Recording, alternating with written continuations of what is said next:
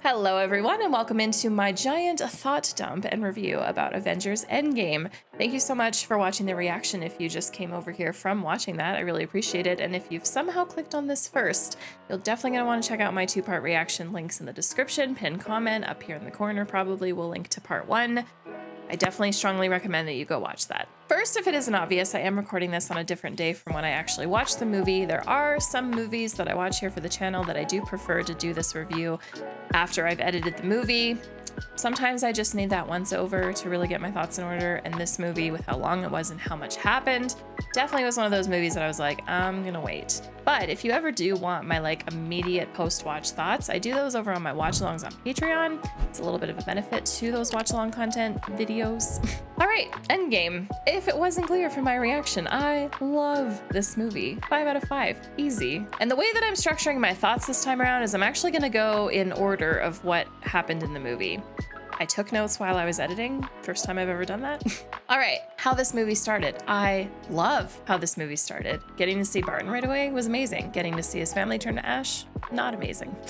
But ultimately, the opening just really set the overall pace of this. It's as if the Russo brothers were just like, yep, this is a 3-hour movie, and this is why, because we are gonna make you sit in these scenes. We're gonna slow the dialogue right down. We're gonna have lots of silent moments. We're gonna really take our time with some of these conversations, and honestly, I'm here for it. We are here just looking at the characters and truly absorbing and feeling their emotions and feelings and what they're going through. I loved the reuniting of Tony with Pepper and Steve.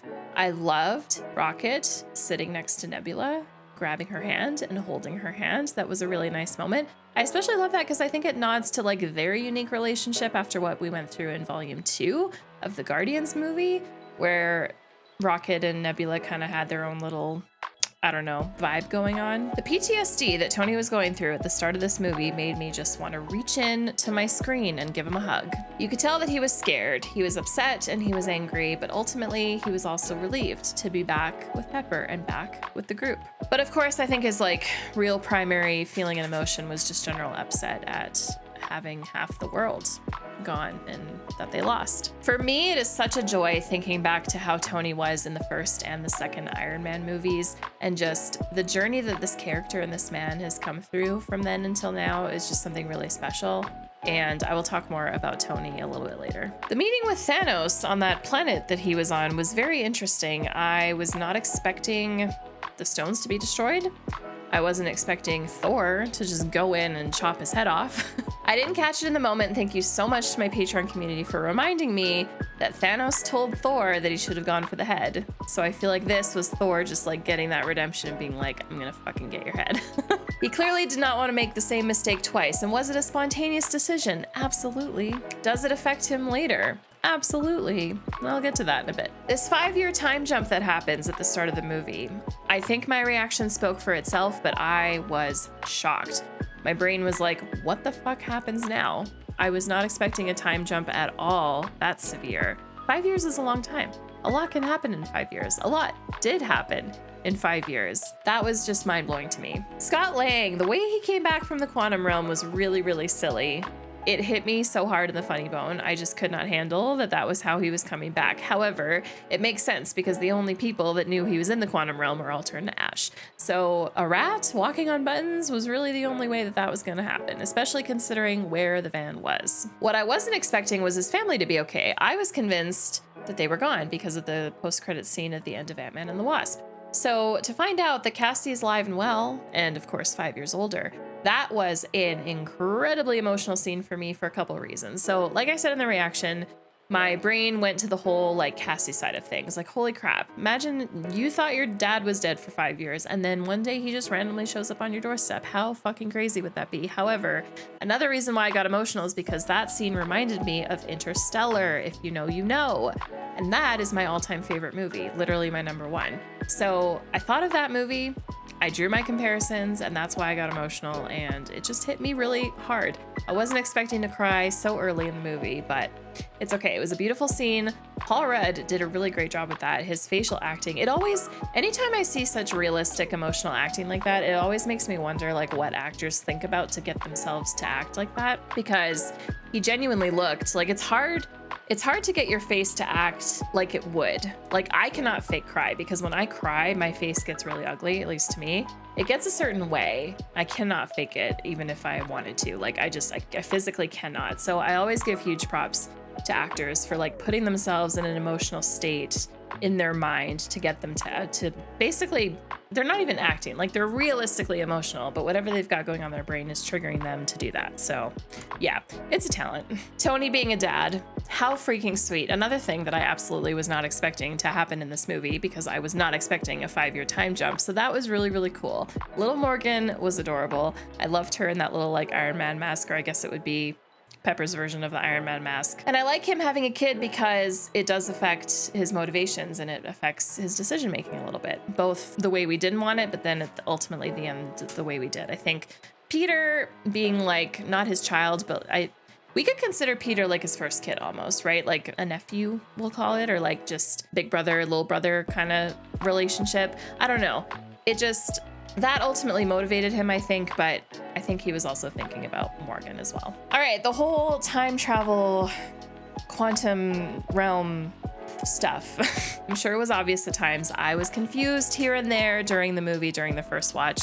In editing, it definitely made way more sense to me. And also thank you to Patreon community folks for also helping clarify timeline stuff when I shared my watch along. I think ultimately my confusion was that I'm used to time travel happening in such a way where if you go back in the past and you make changes, it does affect the future, where that did not happen here because we've got the branching stuff and things happening, which just, yeah, it was a lot for my brain to wrap around, but I get it now. I still think I'm hung up on like a couple things, but for the most part, I understand. I do love how my first thought when they were like, oh, we need someone to help us with this time travel quantum realm thing, my brain went to like Bill Foster, Ava, because I saw them deal with the quantum realm in Ant-Man and the Wasp. So that was like my logical draw.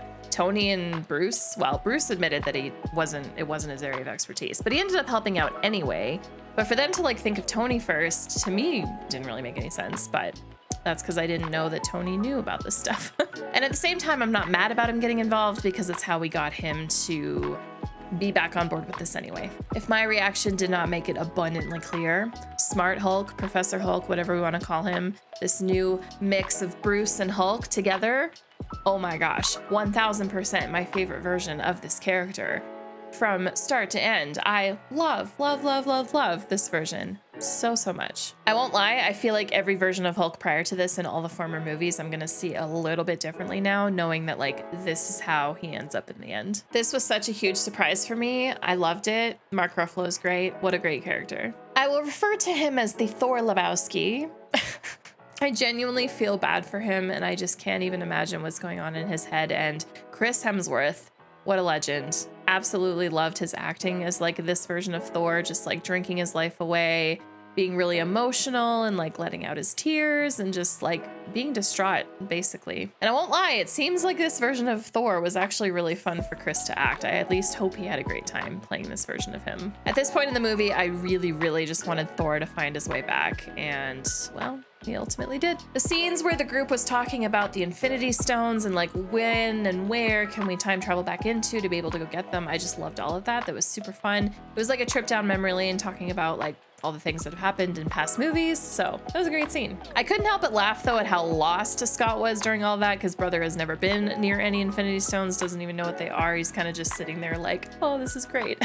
When everyone traveled to their respective years and locations, a very big highlight for me was the moment where Cap told Hulk to go and smash things. And he goes, well, I personally find that gratuitous. And then he just like lightly smashes the taxi. I love that. I think it just shows how far Bruce and Hulk really have come. It also shows me that Banner is like fully in control now because he's the brain, right? The Hulk part of this is just the physical stuff, if I'm understanding it right. All right, I've already talked about how like the time travel stuff I wasn't like fully grasping during the first watch, even with the Ancient One's explanation of it to Banner, demonstrating that there's branching and I was like nodding along, thinking that I was fully understanding it. But then when things were actually happening, I realized that no, I still wasn't quite getting it. Editing definitely helped with this. I really appreciated those scenes. I especially love that Banner told the Ancient One that Strange gave the Time Stone right to Thanos, shocking her. She was shocked by that, like willingly. And he's like, yeah, there must be a reason for it. that was all the validation I needed, to be honest, because of my predictions and feelings at the end of Infinity War. That was everything to me. So great little conversation between those two. Really enjoyed that part of the time travel back to New York. The Cap, Tony Scott stuff in New York. The highlight for me was Loki, to be honest, because Loki died by Thanos' hand in Infinity War at the start of that movie. And of course, I was in denial, like, he can't truly be dead. I'm now understanding, or at least so I understand it. I'm understanding that that version of Loki in that particular timeline did die. He is gone. However, we time travel back to 2012 and Loki manages to escape with the Tesseract. So if we see Loki, which, I mean, I will, there's Loki shows coming up, season 1 and I think a season 2 coming, or if it's out already, I don't know, but there is a Loki show. So my prediction, and don't tell me because I want to know if I'm right when the time comes, but my prediction is that that show is focused on the future of that Loki that escaped with the Tesseract in 2012. And then my second favorite highlight was Cap fighting Cap. Oh my gosh, was not expecting that, of course. I love that past Cap, 2012 Cap, thought that it was Loki, just disguised as him. What a really great scene, and I think my reaction spoke for itself on that one. All right, 2013 Asgard, Thor and Groot. Once again, feeling super bad for Thor, but oh my gosh, the emotions in this movie, the way that they can just hit us in the feels by bringing his mom in and actually having her realize that she's talking to future Thor, and just the tenderness between them was so amazing. I love their relationship, and I'm so glad that we had just more scenes with that. I love that they brought the actress back to play her again. It was just everything I needed. And I think it was everything that Thor needed too, because from that point on, he started being more like himself. And I also love that Rocket was there with him, kind of being like the, hey man, we need to get the ether, but also like kind of supportive. Morag 2014. The Morag stuff had me absolutely just, I was so nervous when Thanos used Nebula to see the recordings from the future and made that connection that, oh my gosh, I have affected their future and now they're here to change it or do something different or whatever. It was really messing with my mind, especially once past Nebula figured out what future Nebula was doing and then got involved to like fuck things up, and my brain was just like 1970 New Jersey, Cap and Tony. This was awesome. All these scenes were really special to me. Tony getting to see his dad again and have a conversation was really special, and just such a great thing to add for Tony's character in this film, especially because he comes to his demise. He dies, he passes away, sacrifices himself. First, I just want to apologize for not recognizing the young Stan Lee. I have never in my life seen a photo of this man under the age of probably like 75. So I just did not recognize him. I should have recognized the voice. I didn't. I was too focused on the face. He didn't look familiar to me. I just assumed it was a random guy. I should have known better. I am so sorry. I regret everything. I honestly, I knew this cameo was posthumous. I should have maybe assumed that he would look different. I don't know. I just assumed that they would put in the way that he's always been in these last movies, just the age that he was. All right, back to Tony and Howard. Sorry, I just wanted to throw that apology in there. Tony and Howard was really special, but I especially love that one line where Tony said that you cannot buy time with money. I just immediately thought that was so ironic because money got the Pym particles, the quantum realm, the way to time travel. Money paid for that. So by Tony having time traveled back to 1970, he literally, not maybe him himself directly, paid for it. Although maybe he did, I don't know. But money did buy this. Money did buy these extra moments with his father. And so I just thought that was ironic, but also just kind of funny. And then Cap seeing Peggy and just standing there and watching her for a while was really special also. And obviously I did not know what was coming at the end of the movie, but that I think would have almost been enough for me, to be honest. Either way, it was a really great setup for the end of the film. Okay, 2014 Vormir. Black Eye. Oh my God. You know what? We'll call them Black Eye. This was the most emotional thing for me in the entire movie. Straight up. It was more emotional for me than Tony's death. Oh my gosh. I love these two. And this hit me so hard in the feels. It was the realization and the understanding that someone had to die, but the fact that they fought over it. The fact that they fought with each other about who was going to die because both of them wanted to save the other person, so they wanted to sacrifice themselves in order for that to happen, was just too much for me. The fact that Black Widow started running, Hawkeye stopped her, and then she was down, and then Clint ran and went off the cliff, And I was like, okay, it is Hawkeye, cool. And then she came right after him. Like, fuck, dude. That was such an emotional roller coaster for me. So emotional. I could not handle it. I said this in the reaction, but I was convinced that it was going to be Hawkeye. Straight up. I'm still sitting here in shock that it was Nat. When I was editing this reaction, I had a puddle. I had a puddle of tears on my desk. I will literally insert a photo of it. I took a picture. Probably the most incredible part of this movie, one of them anyway, but definitely a 12 out of 10 scene. I loved it. I will always cry during it. It was very special. All right, now for basically the entire rest of the movie, because I feel like the entire rest of the movie is the final battle that took up like the last, I don't know, 45 minutes or so of this whole movie.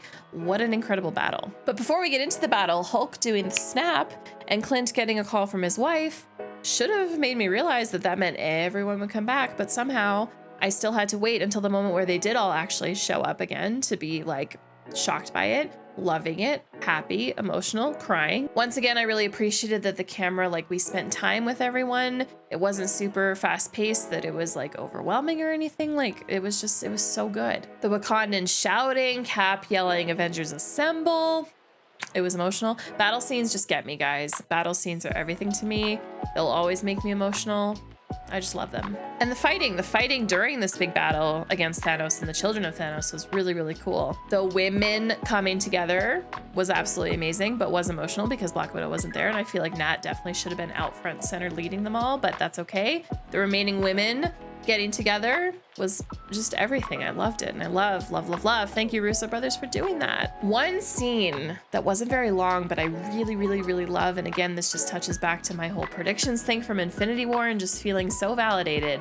But the moment between Strange and Tony, where they're just standing there. Well, Tony's on the ground, Strange is standing, and they're just giving each other this look. And we sit with them for a minute and we see Strange's face and we see Tony's face and we go back to Strange and he's got this look in his eye and he's pointing his finger up like this. And then we look back at Tony and Tony kind of like Robert Downey Jr. acts for Tony a very like subtle, just like acknowledgement of like, okay, I understand. Trust, we gotta trust. There's only one outcome. And Strange has seen it. Strange has known. That's why Strange would not tell Tony exactly what had to happen in order for it to happen, because Strange knew Tony would die. Tony had to sacrifice himself. I just really, really, really appreciated the gravity of that scene, to me at least. And I just think that scene ties in really well to the Ancient One and Banner scene that I was just talking about, where she was shocked that Strange gave the Time Stone to Thanos and Banner was like, there's got to be a reason for it. And she was like, okay, yeah, there has to be. All right, Tony's sacrifice to officially defeat Thanos and all of his minions, we'll call them, that was well-deserved. And I feel like Tony is the only person that could have done that. His character is where we began. For me, it was only 8.5 months ago, but for all of you, it would have been 11 years between the two movies.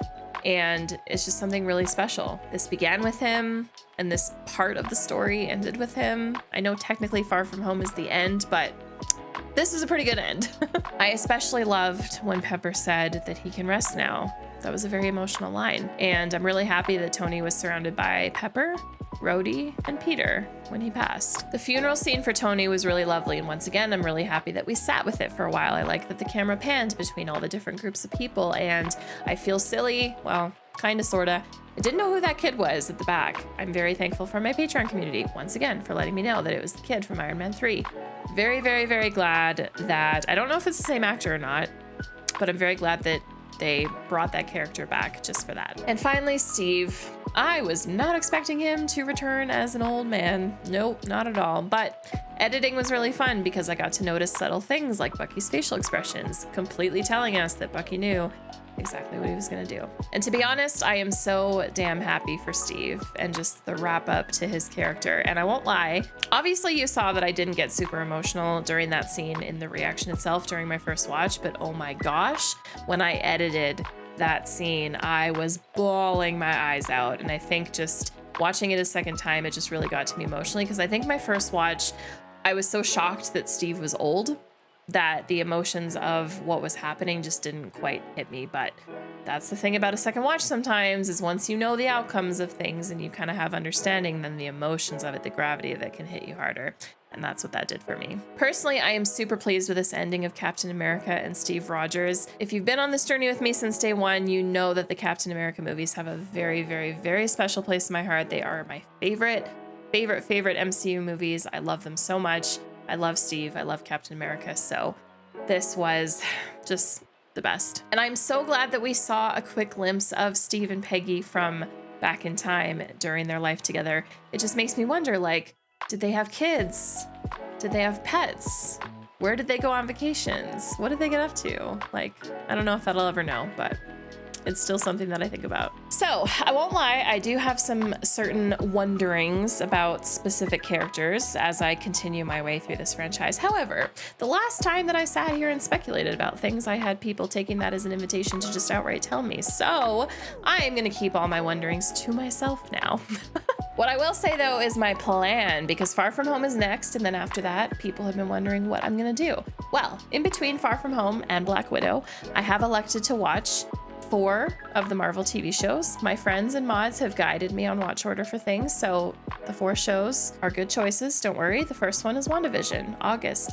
Those reactions will start. For all the TV shows that I'm going to be bringing to YouTube, I will have multiple episodes in each video, just so we're not sitting with the TV shows for a really long time.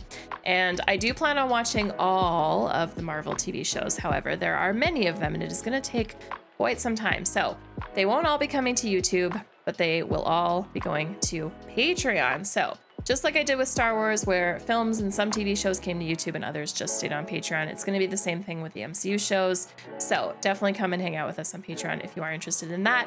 I'll probably be starting an MCU show on Patreon in September, but I will make sure to let you all know on my community tab when it officially starts. All in all, I'm going to be thinking about this movie for quite some time. I totally understand why this is the 5th top grossing movie of all time, accounting for inflation. Totally makes sense. This was a blast. I had a good time. And now I am so excited to turn it into Letterboxd to see what some other people have to say. So let's go. With how emotional this movie is, I have to pick a funny review. And here's one that's 3.5 stars by Lucy that says, I still cannot get over the fact that Scarlett Johansson, who is worth $140 million, got paid to make and eat a peanut butter sandwich on white bread in this movie. I cannot get over this. A plain peanut butter sandwich. And she tries to share this one sandwich with Steve, and then Scott eats it later in the scene. Is this all the food they have in the Avengers headquarters? A $1 billion building, and all she has is peanut butter and a loaf of bread? Enough. Reviews like that are exactly why I joined Letterboxd. I'm not even kidding. This one made me chuckle. There's no star rating associated with this, but Demi says, bravely hoisting myself up on a cross to say I really enjoy one of the most popular movies of all time. All right, here's my moment where I feel called out, but I'm also glad I'm not alone. 3.5 stars by Movie Enjoyer. After much deliberation, I'm ready to speak my truth. I think the Hulk looks kind of hot in this movie. They said it, not me. But I do though. I did think he was very good looking. All right, and we now have officially reached the end of this very long review and thought dump. Thank you so much. If you are still here with me, thank you for listening to me ramble on about this movie, and thank you for watching the reaction. If you did, which I hope you did, I hope you enjoyed it. I hope you enjoyed all of this. Thank you so much. If you are not yet subbed to the channel, please click here to do so. And if you want to watch something else of mine, click over here. And just thank you to everyone on Patreon for the support. Thank you to everyone subbed to the channel. Thank you for watching, and we will see you next time. Take care.